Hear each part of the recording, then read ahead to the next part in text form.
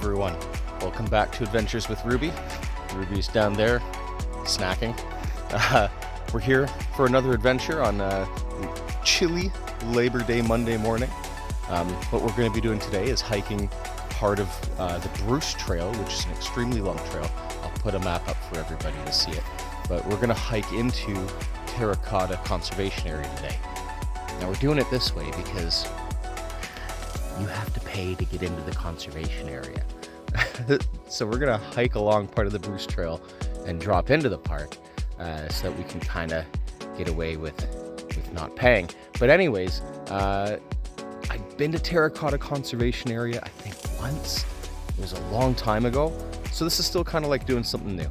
So let's go check it out.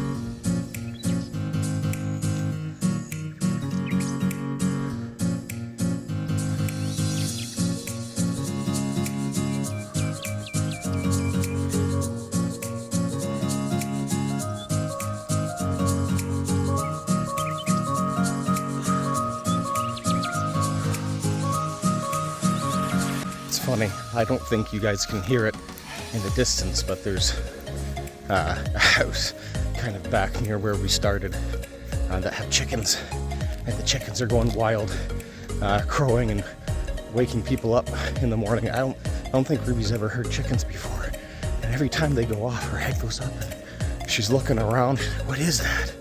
And it's really funny to watch.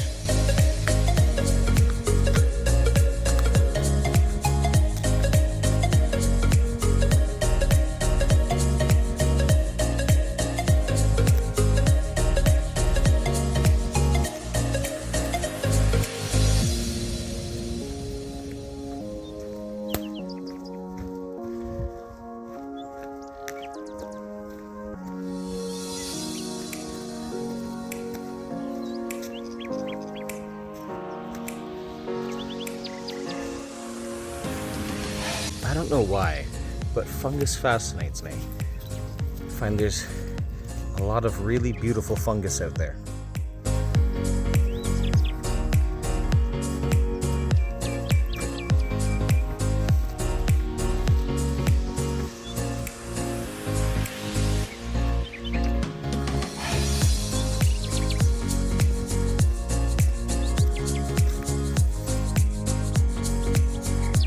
Bit cool this morning, and it's felt a little bit gloomy in this dense forest, but some golden sunlight is starting to poke through this morning, brightening things up, which is always nice.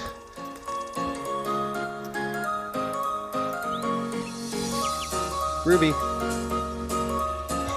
you are. Yeah, okay, let's go.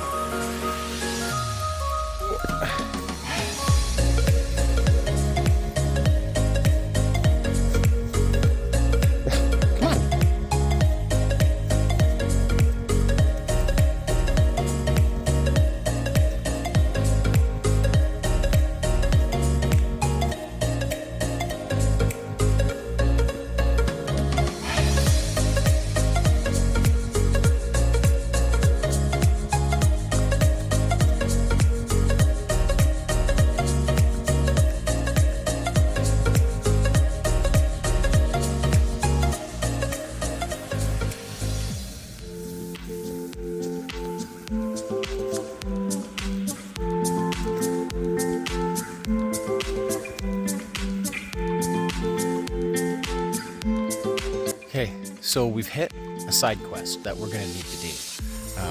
Down that path there is Terra Cotta Falls. Now we're not actually in the conservation area yet. We're very nearly there. It's just down the trail that way. But it's a main draw for the area, and I mean, hey, a waterfall. it's a good photo op opportunity for Ruby, probably for the thumbnail for this trail vid. But I don't have high hopes. I don't think it's going to be very big, to be honest. I can hear it in the background already, but I feel like water is often very deceiving, so let's go check it out.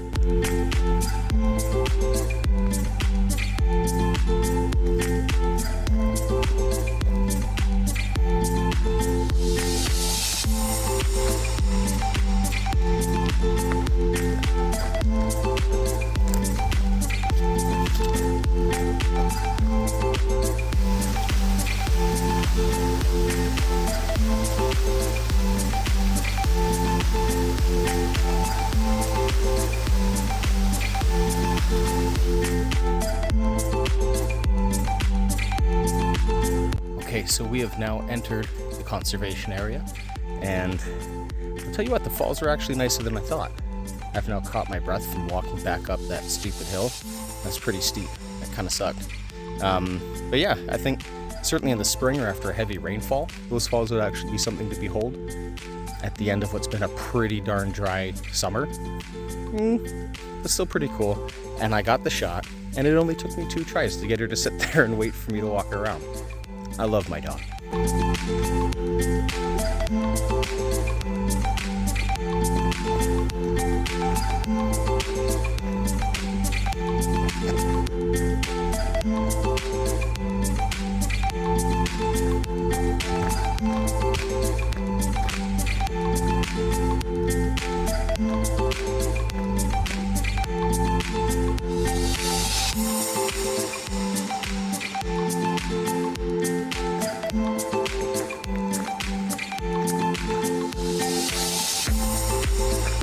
Now, as we hike down to the next feature we're going to see, if you guys have thought at all throughout this video that this has looked like Silver Creek Conservation Area, if you haven't checked out those videos from last year, make sure you go check them out. But you'd be right.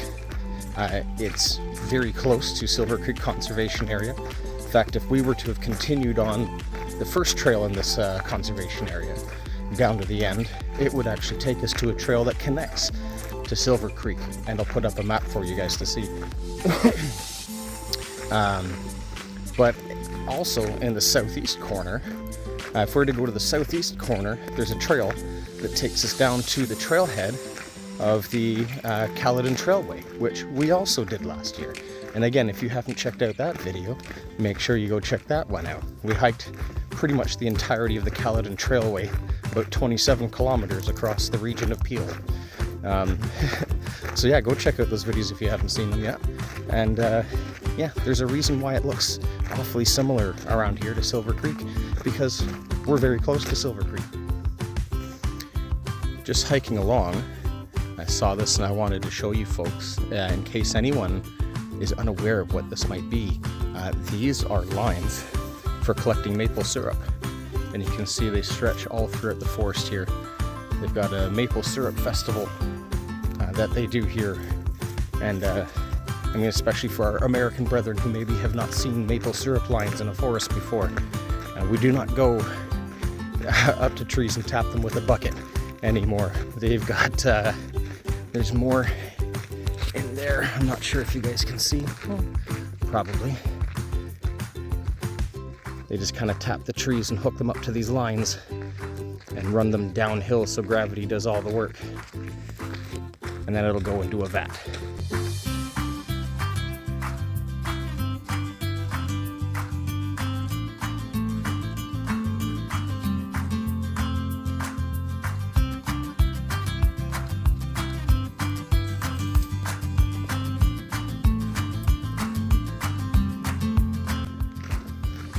I'm going to be honest, I did not expect the lake to be almost entirely covered in lily pads, though I also did not expect to find a mated pair of swans chilling out in the morning air. So that was cool and kind of makes up for it, I guess.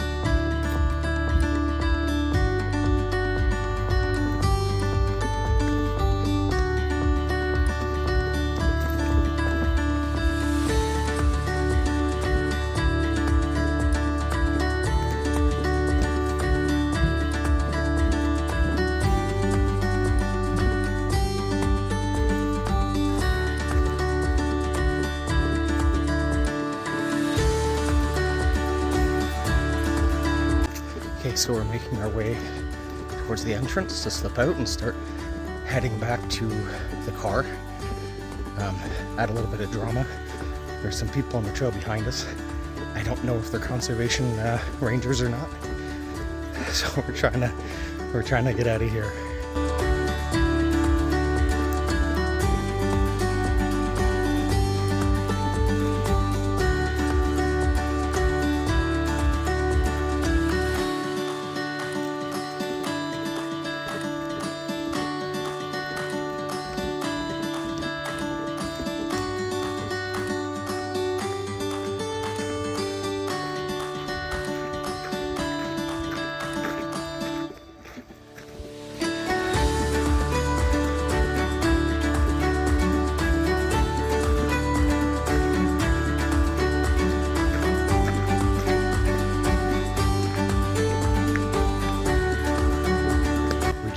The guardhouse. They didn't say anything. I think we're good.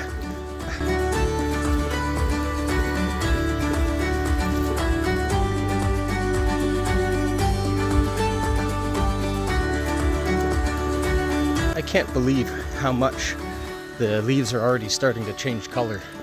It's only the 1st of September and we're already getting reds and browns and oranges in the trees.